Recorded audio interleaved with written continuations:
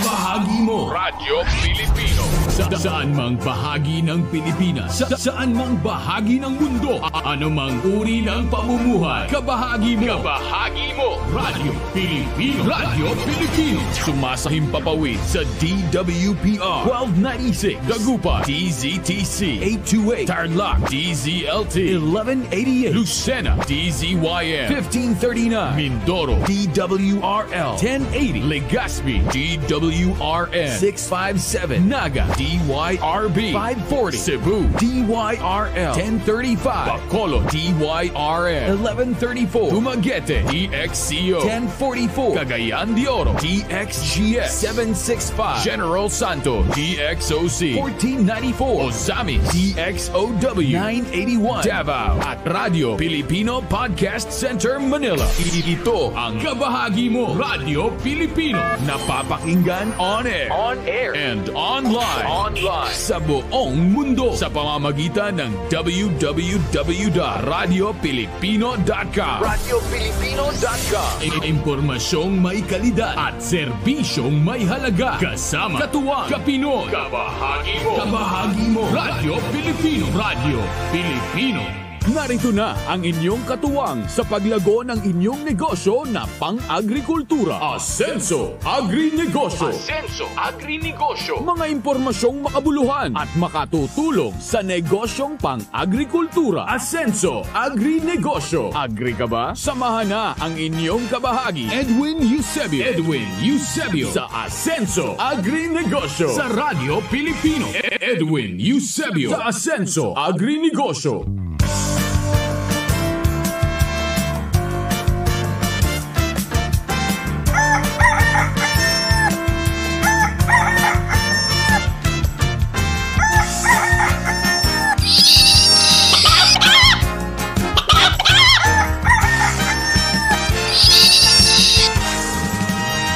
Edwin Eusebio sa Asenso Agrinegosyo.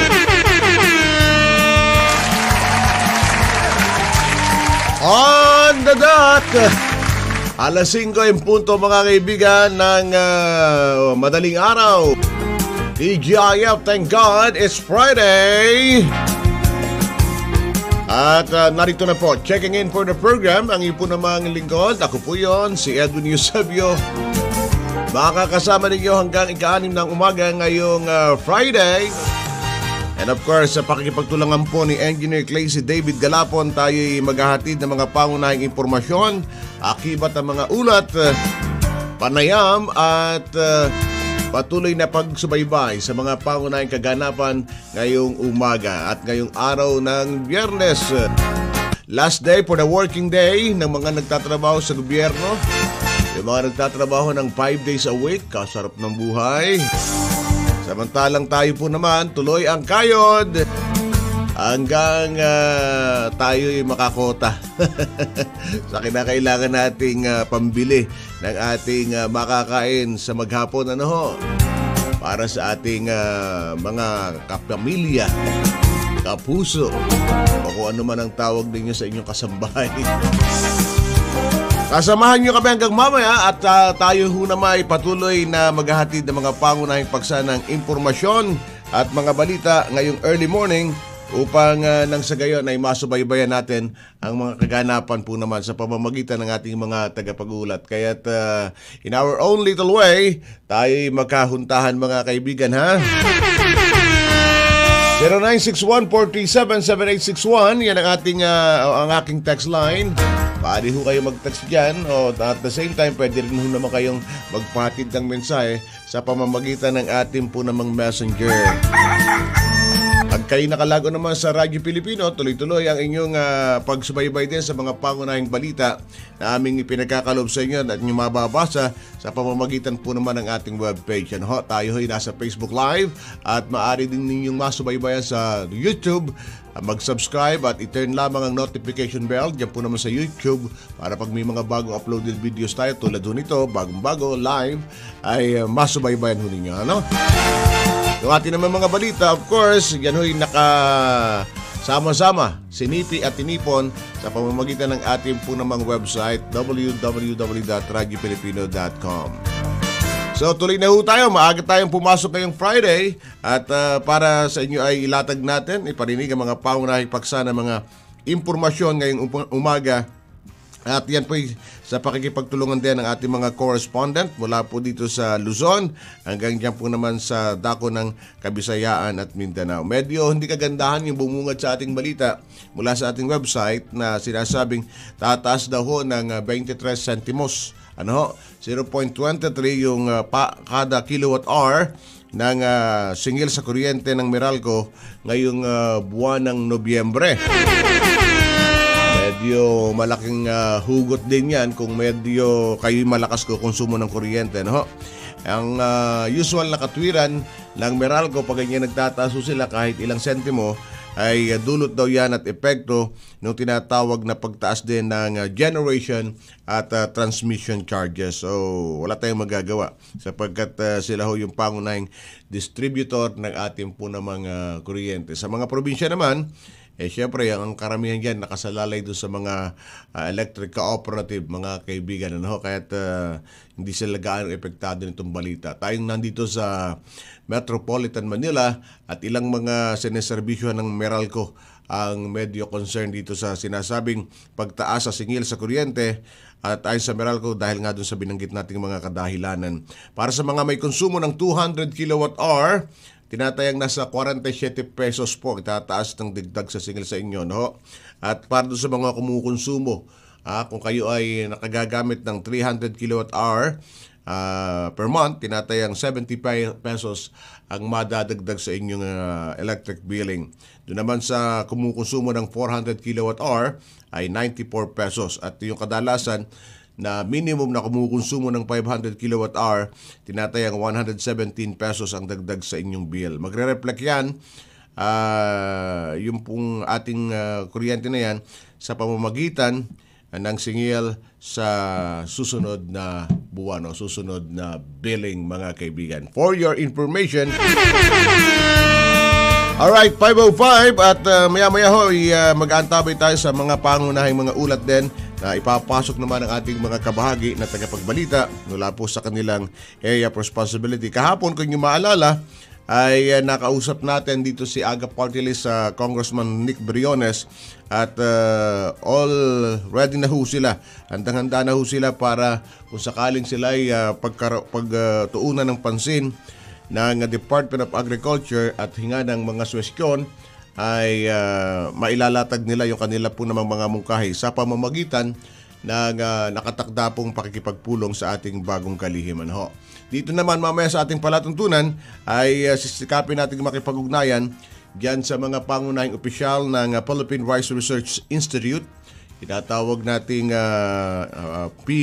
PhilRice, mga kaibigan, para malaman natin yung mga latest na ulat mula from their end at ano ba ang magiging kalalagayan ng ating sektor ng pangunahing butil sa bansa. Yan ang ilan sa mga pangunahing mga ulat natin na ilalatag po habang kayo nakikinig. At magbango na at kung gusto niyo mga balitang pangkabuhayan, dito lamang yan exclusive sa ating program. Hindi tayo gaano nag-entertain ng mga police report na kadalasang nakapagbibigay lang ng sakit sa kalooban. Nakadidismaya lamang at parang nai-encourage pa yung mga tarantado sa labas na gumawa pa rin ng kalokohan. Pardon my words. Pero yan ho ang ating po namang pagtutuunan ng pansin. Yung mga balitang may kaugnayan po sa ating kabuhayan. And then speaking, maaga ho kasi ang ating invited guest sapagkat meron siyang battery of interviews ngayon po namang early morning of Friday. Marami ho kasi pag weekend, mga balitang pangkabuhayan, balitang pampalengke ang gusto ng ilang mga media entities. At yung ating guest ay mukhang nag-line up na rin ng kanyang mga oras para ho sa mga i-interview sa kanya early morning. As of this very moment, tayo yata ang unang pinaunlakan. Katapos yan, masusundan na yan ng mga interview sa mainstream at the same time sa iba pang mga himpilan ng radyo at telebisyon. Ang pag-uusapan natin, mga kaibigan, ay yung National Rice Awareness Month ngayong buwan, this month of November. At minarapat ho naming gisingin, bagamat gising na nga sapagkat nakahanda na rin siya doon sa mga tumawag sa kanya magmula nung isang araw hanggang sa kahapon para magpa-schedule na interview. Ang Senior Science Research Specialist ng Department of Agriculture, particularly sa Philippine Rice Research Institute, ang ating makakausap, si Dr. Hazel B. Antonio, PhD. Ay, Ma'am Hazel, welcome back. Kamusta po kayo? Magandang umaga po at magandang umaga sa lahat ng nakikinig sa atin ngayon. Naku, salamat po sa pagpapaunlak ninyo sa aming tawag. Sabi ko nga kanina, palagay ko kami ang unang pinaunlakan ninyo sa inyong battery of interviews today. Tama po? Yes po, kayo po talaga yung pinakauna today. Amoy pa namin yung bagong sabong paligo. Habang kayo nagkakape, tayo magkahuntahan, Ma'am Hazel. Well, National Rice Awareness Month. Ito ba'y talagang ginagawa every November, Ma'am? Yes po, ginagawa po natin ng NRAM kasi po ito ay isang proklamasyon mula po noong 2004. So para po maingganyan natin pati yung mga consumers natin na gawin yung responsibility nila para makatulong na mapataas yung income ng mga farmers, mapababa yung malnutrition at makatulong na maging self-sufficient yung bansa. Baka akalain nyo, bingi ako, pero ang pagkakarinig ko, rice, ano yun? Responsibility. Responsibility. So from the word rice, ay naidugtong natin sa responsibilidad. So, pero ang realidad ngayon, Ma'am Hazel, ang kinalulungkot ko, being an anchor nitong ating agri-program, ay kapansin-pansin yung patuloy na pagliit ng ating mga lupang sakahan, higit lalo pa doon sa ating mga rice field. Ito ba'y napagtutuunan na ninyo ng pansin ngayon, Ma'am? Ito po ay hindi ko sako, pero of course lahat naman po ito ay tinitignan natin para hindi bumaba yung production ng ating bansa. So sa ngayon ano ang magiging focus nitong particularly itong ating National Rice Awareness Month sa inyong programa? Palagay ko kayo may hawak ko nito. Yes po, meron po tayong 4 na mensahe, yung abakada na tinatawag natin para mas madaling tandaan. So, yun pong adlay, mais, saba at iba pa ay ihalo sa kanin. So, ito po yung rice corn mix. Dati naman na po natin itong ginagawa and we're just trying to revive it. Pero pwede din po yung iba kasing carbohydrates. And we're promoting it because of the additional nutrients na meron yung ibang carbohydrates na wala sa rice. So parang variety lang din po and at the same time, additional or different flavor every day, di po ba? Opo. Sa ba naman po, we're promoting brown rice or unpolished rice. So ito po yung rice na inalitsan lang ng ipa, meron pang darak kaya kulay brown. So pinopromote po natin ito because nakakatulong siya sa rice self-sufficiency dahil may 10% higher milling recovery po siya. So sa 10 tonelada, may dagdag tayo na 1 tonelada, di po ba? So, at saka po bukod doon, talagang makakatulong siya sa health natin na maiwasan yung diabetes, yung type 2 diabetes, cardiovascular diseases, pati na rin po high blood pressure at saka cancer. So, kaya po natin to iniinganyan. And saka naman po, kanin ay huwag sayangin. So, ito po, ini-encourage talaga natin na huwag magsayang. At isa nga pong way doon ay yung mag-half cup of rice tayo. Pero, yun naman pong mga bills at mga ordinances natin, hindi naman po niya nililimit yung option. Ang actually, maganda nga po ito kasi kung half yung o-orderin mo, half din yung kakainin, half yung o-orderin mo, half din yung babayaran mo.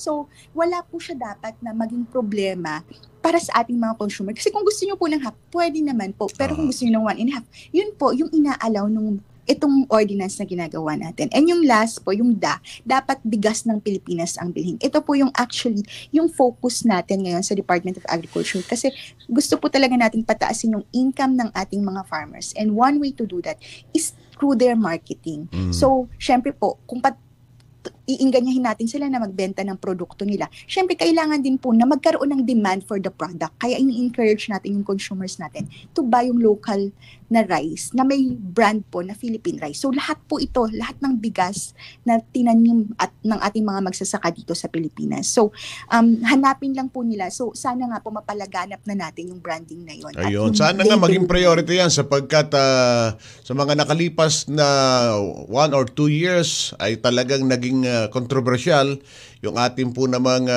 supply ng bigas dahil natuon tayo sa importations at marami sa ating mga local farmers ang dumaing, higit lalo pa yung mga farmers ng bigas o ng palay ang silang naapektuhan nito. Pero dito siguro sa inyong pinagmamalaking programa ngayon bilang bahagi ng National Rice Awareness Month, mapagtutuunan natin, Ma'am Hazel, ng pansin yung hinaing ng ating mga kababayan, higit lalo na yung sektor ng mga rice farmers natin. Ano po?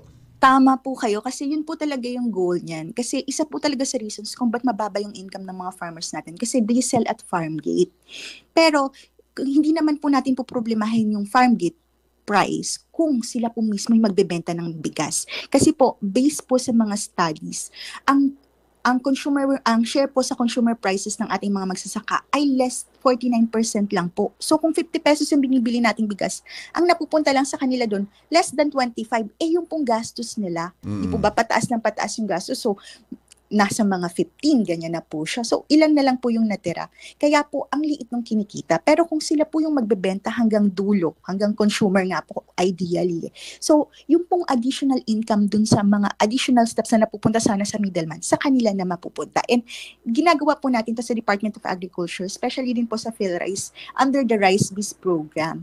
Actually po, recently, yung isang cooperative na sa Nueva Vizcaya, na-link po natin sila sa isang NGO, no, sa Philippine Disaster and Rice Reduction Network. So, nag-order po sila, instead na sa private sila mag-order, nag-order po sila sa ating Rice Biz Farmers Community ng 7.2 million worth ng bigas. Na, imagine nyo po, mapupunta siya sa private kung hindi natin sila tinap or hindi tayo nakipartner sa kanila. Ayun. So, maganda po yan at bahagi ng inyong pagbibigay kamalayan sa ating mga negosyante in particular. Pero, Ma'am Hazel, nabanggit mo kanina yung, yung abbreviations ng inyong tema ngayong... Yung abakada po. Yung abakada, At sinasabi yan, bahagi niyan yung tamang pagkain o sabi nga natin distribution o intake ng ating o rice intake ng sino man sa ating mga kababayan.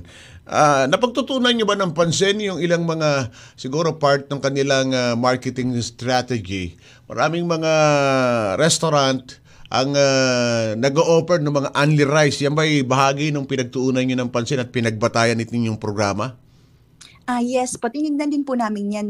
Kaya lang hindi naman, yung po kasing wastage, nanggagaling din siya minsan sa mga nag-a-only rice. Pero hindi naman po namin gusto na bawasan yung mga promo or control yung mga promo kasi sila strategy po nila yun. No? Ang gusto lang po sana namin at hinihingi namin sa mga nag-o-offer ng only rice ay paalalahanan mabuti yung kanilang mga customers na kapag kinuha nila, ubusin nila. Kasi yun po talaga dapat yung responsibilidad natin na kinuha natin, biyaya po ng Diyos yun. Sana hindi natin sinasayang. Kasi kahit po yung kaliit-liit ng bigas doon, sana ubusin natin. Kasi pinaghirapan po ng ating mga magsasaka yun, pati po yung mga gulay. Di po ba?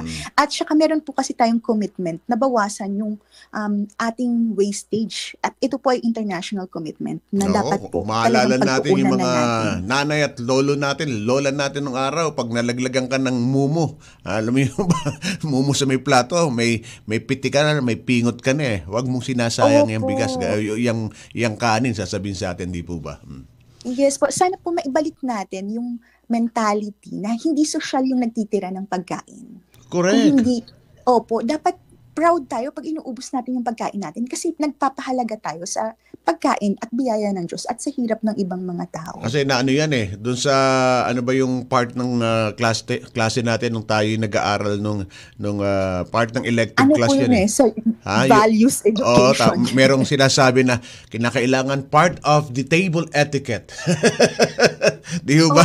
Maglalagay ka ng tinatawag etiketa doon sa iyong mga kinain. Mag-iiwan ka para malaman. Huwag daw sinasayad. Pero kabaligtaran yan sa kasalukuyang panahon, demand ng panahon na kinakailangan talaga.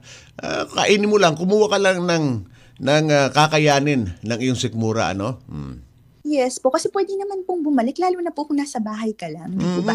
Ang mahirap po kasi minsan nagiging takaw, mata tayo, akala natin kaya natin, pero sana lagi po nating alalahanin na pwede namang bumalik.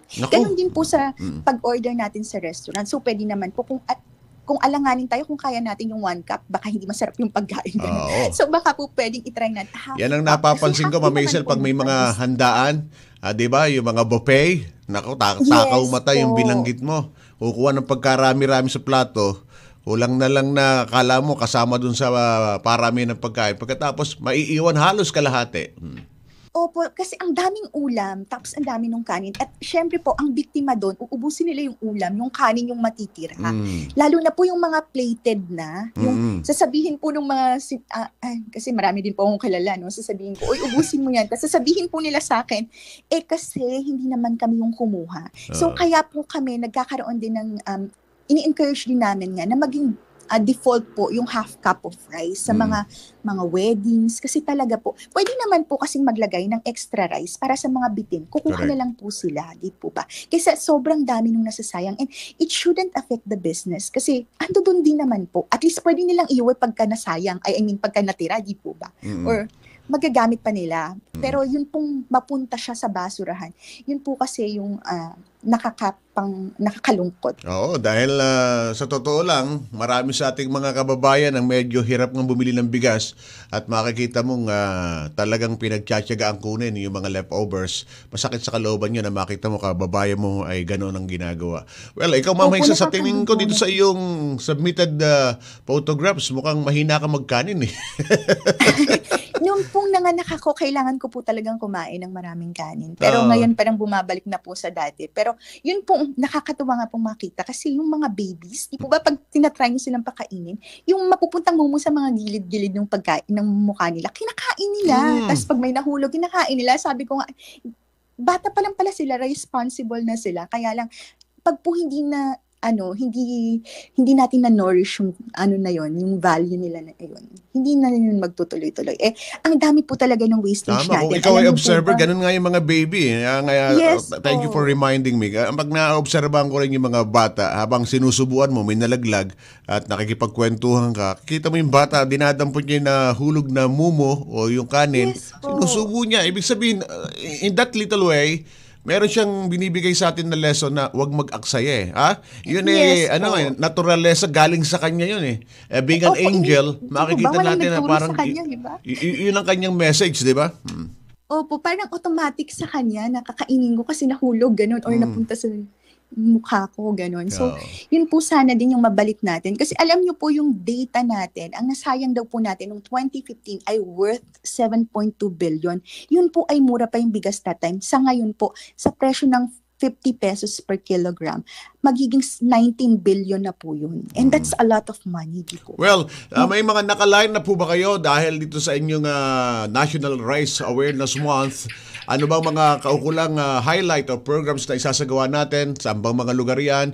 Pwede ba kaming makabahagi dyan? At ano ba ang ating nais iwan sa ating mga nakikinig ngayon, Ma'am Hazel Antonio? Ayan, so marami po tayong mga activities nationwide. So ito po ay ginagawa ng ating mga regional offices sa tulong po ng DA PhilRice at iba pang mga ahensya ng gobyerno sa mga localities nila. So bisitahin na lang po nila yung mga DA pages sa kanilang lugar. Pero sa national po, meron po tayong mga contest online. So iniimbitahan ko po na lahat ng nakikinig sa atin, sana po sumali kayo. Meron po tayong rice mix video contest. So gagawa lang po kayo ng recipe nyo ng rice na hinaluan ng iba pang carbohydrates. Tapos ang premyo po natin sa contest na to ay umaabot sa 35,000 pesos. Tapos yun naman pong isa ay video contest para magbigay kayo ng tip kung paano makakaiwas na magsayang ng kanin. So iwas aksaya tip lang po na video.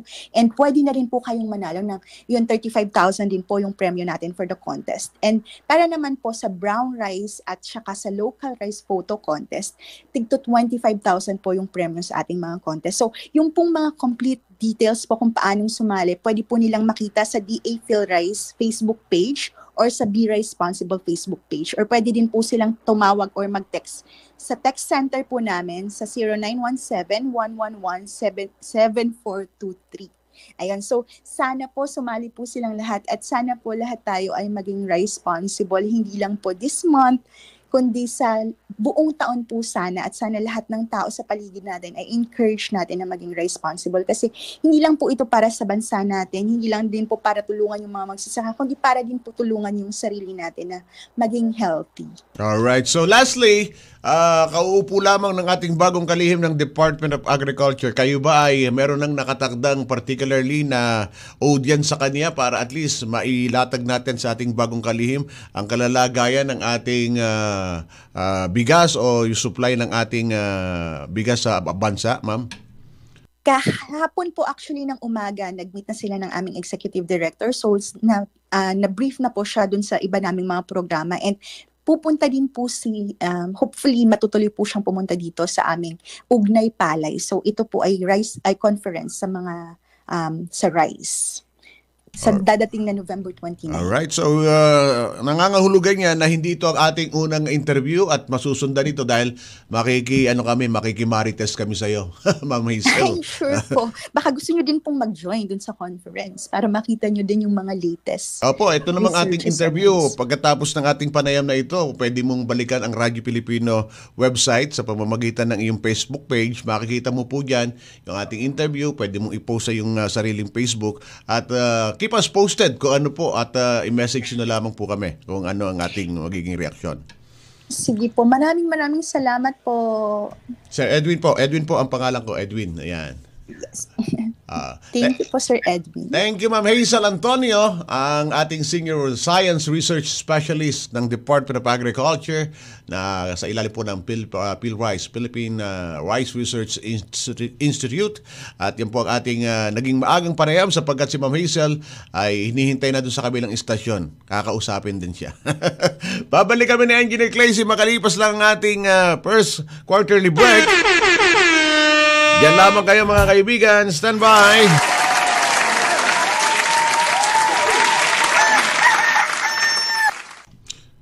Tuloy tayo sa ilang pa mga pangunahing paksa ng impormasyon at balita ngayong 5:24 ng early morning Friday. Habang tayo ay nag-adjust lang sandali dito at tuloy-tuloy ang ating balitaan. Magano na ako, engineer, hanggang alas 5:30 na. Alanganin no? Hanggang 5:30 na tayo mag-break. 5:25 na kasi. Alright, mga kaibigan. Yun, sabi ni Director Claycy, isakto na natin ng 5:30. Kaya yung ating unang quarterly break ay sasama niya na hudyan na ho. 5:25 mga kaibigan, ipangunahin pa rin sa ating mga paksa ng impormasyon at mga balita ngayon po namang umagang ito. At inuulit lamang natin yung paanyaya sa ating mga gustong makibahagi dito sa isang magandang programa ho na isinasagawa ng ating mga kabahagi sa Department of Agriculture. At the same time, dito ho sa ikatlong Philippine Leadership Forum na isasagawa ho dyan sa darating na November 11. Kaya po naman mga kaibigan sa area ng BGC, ito'y bahagi ng kanilang pagbibigay pansin sa mga usaping naugnay sa kabuhayan. Sa ngalan ho ni Ginoong Manny S.D. Lopez, magkakaroon ng mga technical session kaugnay sa ilang mga usaping naugnay sa kabuhayan at kalakalan. Sa darating na Sabado, mayroon silang mga technical session attracting foreign direct investment.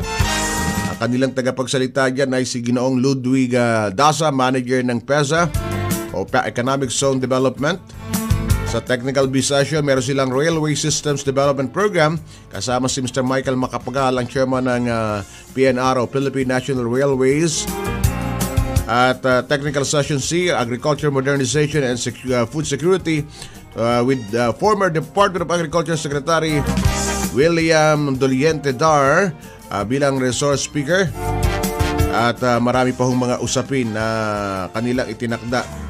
So we hope to see you again doon sa ating mga kasama sa mainstream media at ilan pa nating mga kasama sa bagong sa new media o sa ating pong social media. May paanyaya pa rin ang ating mga opisyales para sa isasagawang Philippine Leadership Forum. Sasagawa yan sa Henry C. Hall sa BGC. Babalik kami ni Engineer Claycy mga kaibigan habang gising na si Gina Santiago and of course si Ka Irenea de la Paz at mga palagi nating taga-subaybay. Yan lamang po kayo. Babalik ko kami mga kaibigan. Edwin Eusebio Ascenso, Agri-Negosyo.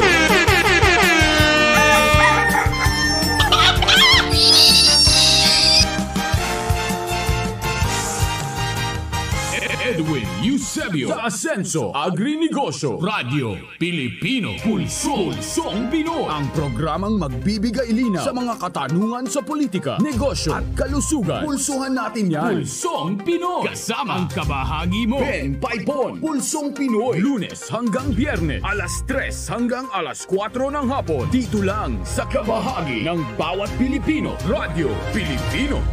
May iba na ba siya? Kasal ba kayo? Hanggat nasa tama ka, kakampi mo ang batas. Lunes hanggang Biyernes, 1 hanggang alas 2 ng hapon. Kasama si Attorney Melanio Batas Mauricio. Attorney Batas, kakampi mo ang batas. Dito lang sa kabahagi mo, Radyo Pilipino. Kabahagi mo. Radyo Pilipino. Impormasyong may kalidad, serbisyong may halaga, saan mang bahagi ng Pilipinas. On air. Saan mang bahagi ng mundo. Online. Anumang uri ng pamumuhay. Kasama, katuwang, kapinoy. Kabahagi mo. Radyo Pilipino. Radyo Pilipino. Ngayong tag-ulan, iwasan ang nakamamatay na sakit na dengue sa pamamagitan ng Search and Destroy. Panatilihing malinis ang kapaligiran, sirain ang pinamumugaran ng mga lamok at kitikiti. Self-protection measures. Ugaliing magsuot ng mga damit na poprotekta sa mga kagat ng lamok. Seek early consultation. Kung may lagnat ng 2 araw, agad na kumonsulta sa pinakamalapit na health facility. Say no to indiscriminate fogging. Makipagtulungan sa lokal na pamahalaan sa kanilang fogging activities. Mag-4S laban sa dengue. Isang mensahe mula sa DOH at sa kabahagi mo, Radyo Pilipino. Edwin Eusebio sa Asenso Agrinegosyo. Alright mga kaibigan, pagkatapos ng ating panayam, syempre pa yung mga naantalang reports ng ating mga kabahagi ang ihatid namin sa inyo. Higop muna ng kape, sabi ni Ka-Areneo de la Paz. So that's what I did. Noong nag-break tayo, humigop tayo ng kape. As we moving on sa ating kalawang bahagi na ng program, tuloy na tayo sa ating mga pangunahing paksa ng impormasyon ngayong umaga. Kung si Gina Santiago nagtetext sa atin, pinsang buukot ng bata na ito Noong araw kinakandong-kandong ko lang ito. Ngayon ay isa na nga butihing may bahay. Gandang umaga kina Ivan Carlo Mutok, anak yan ni Agnes, kapatid ni Gina. Pinabati natin ang early morning sapagkat Happy Friday ngayon. Ilan pa rin sa mga karagdagang paksa ng mga impormasyon at balita mga kaibigan. Habang tayo nagkakaugnayan pa rin, matindi ho yung snowstorm ngayon mga kaibigan. Diyan sa dako ng Estados Unidos, particularly sa ilang mga snowfield area. Si Ka-Areneo de la Paz from Davao, yung mga kaibigan mo diyan sa Amerika mukhang namumroblema ngayon at ewan ko kung saan tagalan nila itong snow alarm. Medyo 100 inches daw yung snow na humahagupit ngayon sa area ng Alaska mga kaibigan. Bagay na ating po namang ikinababahala, higit lalo pa dun sa ating mga kapwa-tao dyan po naman sa Amerika. Kaya pinagpala pa rin tayo Yung ating po namang bansa, lupang pangako pa rin talaga tayo. We only have 2 seasons, pero kahit pa paano, yung ating wet and dry season ay adapted natin. Pero pag kayo natira sa mga bansang mayroong tinatawag na poor season, hirap nun, meron silang summer, winter, autumn, and spring. Gandang umaga, Ka-Permin Ideya. Ano bang ideya ang nasa sa isip mo? Ibahagi mo sa amin, Ka-Permin. Sa ilang mga pangunahing pagsapan ng mga impormasyon at balita, may breaking news. O baka di pa ho ninyo alam, may mga bagong balitang kalalabas lang. Hindi na raw hihilingin ng Office of the Vice President yung 500 million confidential fund para sa 2024. Oh? Talaga? Ayon kay Undersecretary Michael Poa, hindi na raw itutuloy ng Office of the Vice President yung orihinal na mungkahi sa confidential funds dahil nakikita na may tendency magkawatak-watak o magiging divisive ang lahat sa issue na ito. Sa totoo lang talaga, bagamat yung ang pork barrel fund na kauna-unahang nabisto noon na nagiging dahilan kung bakit pala napakaraming kumakandidatong mga congressmen at senador dahil dun sa mantika, dahil dun sa pork barrel. Ayun, at least naipaliwanag nilang maigi yun at hinahanap ng taong bayan yung mga pinaglalaanan nila ng kanilang mga pork barrel funds. But somehow itong questionable talaga yung naging sa Office of the Vice President na mayroong pork barrel fund. So ngayon hindi na raw itutuloy ng nasabing OBP yung pag-i-insist na magkaroon ng naturang pondo. Anyway, wala naman tutulang taong bayan yan basta nakikita ng ating mga kababayan na yung pondo na yan ay sadyang nagagamit at pag kinuwentas klaras, totoong ganung halaga yung inilaan ng kanilang mga tanggapan sa mga partikular na proyektong kanilang nais pagtuunang pansin. Yun lang naman ang gusto ng ating mga kababayang makita, mga kaibigan. Samantala, ilan pa rin sa mga pangunahing paksa ng mga impormasyon at ulat ngayon po namang araw na ito habang kayo kasama natin at kung may mga nais kayong ibahagi sa atin ay text nyo lamang ho, padala nyo sa ating messenger. Katirso Abelia, watching from Davao, bagong umaga, bagong buhay sa lahat, sabi niya happy weekend. Ang tinatanong lang naman yung pinapanukala noon, sabi nga sila na mismo nagsasabi nga na yung transparency. Pag sinabing transparency, kita mo yung kaloob-looban, tagusan, yung mga pananaw mo sa nasabing issue pero parang may itinatago talaga. Kaya't tinatakan ng confidential. Pag merong confidentiality clause, hindi natin pwede agad uriratin. Pero sa isang bansang malaya tulad natin, siguro talagang di maayalis na magtanong ang ating mga kababayan. At pag hindi nasasagot ang mga katanungan, ano ibinubunga yan, mga kaibigan? Hindi ho ba mga haka-haka, hinala at mga misconceptions kadalasan? Magbe-break lang kami for the last go. Pagkatapos niyan, tuloy-tuloy na ho ang ating mga balita pa at ulat na mayroon ng ating mga kabahagi. Yan lamang kayo mga kaibigan. Babalik kami ni Engineer Clazy. Edwin Eusebio Ascenso, Agrinegosyo.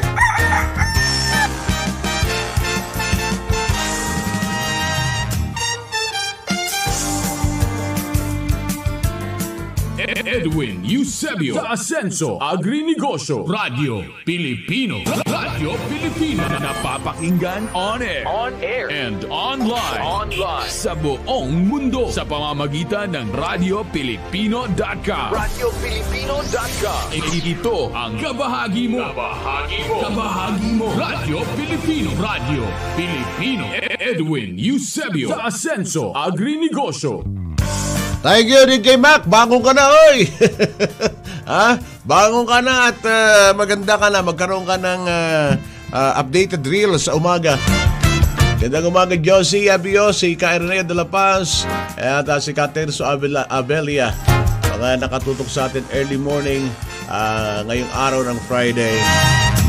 Siyempre, ito ang, kung ako nagkakamali, ikalawang biyernes na ng kasalukuyang buwan ng Nobyembre. As we moving on, yung El Nino weather condition ay magpapatuloy daw ho mga kaibigan through the Northern Hemisphere.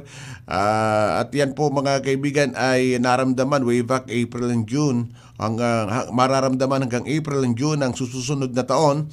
At merong 62% chances na ito ho'y maramdaman dito nga sa Northern Hemisphere batay dito sa ulat na inilabas ng International Wires o International News na atin po namang tinanggap ngayon. Makikita nyo yan sa inyong mga news advisory, mga kaibigan. At yung El Nino weather condition ay isa sa mga pahirap sa ating mga sektor magsasaka at higit lalo pa doon sa produksyon ng ating pagkain, whether sa agriculture at maging sa fisheries sector. Ang ating po namang oras habang kayo ay nandyan at kasama natin yung mga nangungumusta ho doon sa ating mga kababayan. Meron pa ba tayong natitirang kababayan dyan sa lugar ng Gaza Strip, dyan po naman sa Middle East. Mukhang hanggang ngayon talagang pukpukan yung mga pagputok ng mga bomba at gerang namamagitan ho dyan sa naturang rehiyon sa gitna ng pataas na pataas pa ring death toll dyan sa Gaza. sa may Israel at kaugnay ng giyerang nangyayari diyan, umaapela yung mga natitirang Pilipino doon na hindi pa makaalis doon. Yan ang sinasabi noong binuksan yung pagbibigay oras para mailikas yung mga hindi kasamang mga banyaga doon. Ayaw ninyo umalis. Ngayon magsisisigaw kayo na tulungan nyo kami. Sana raw maisama nila yung kanilang mga maisama nila yung kanilang mga Palestinong asawa at iba pa na hindi raw lumusot sa security check kaya hindi makatawid patungong Egypt. Kaya nang problema Naalala nyo yung Exodus? Nasa Bible yun, sa Old Testament yata, diba? Yung paglikas ng mga Israelites sa Egypt. Mga panahon na yun. Hanggang ngayon, ganun pa rin ang kalalagayan ng mga nilikha diyan po naman sa lugar na masasabi nating holy. Para sa ating mga Kristiyano ay banal na lugar. Marami pa rin nangangarap makapunta diyan, makayapak ho diyan sa lugar na yan. Bagamat may digmaan na nangyayari dahil sabi nga, isinumpa yata talaga yan At pinabati natin yung mga nakikinig dyan sa atin sa area ng Samar Leyte. Lalo pa dahil nagkaroon sila ng mga programa since nung 8 hanggang sa araw na ito may mga programa pa yatang isinasagawa kaugnay ng paggunita dun sa trahedyang dinala ng pinakamalakas na bagyo sa mundo, yung bagyong Yolanda.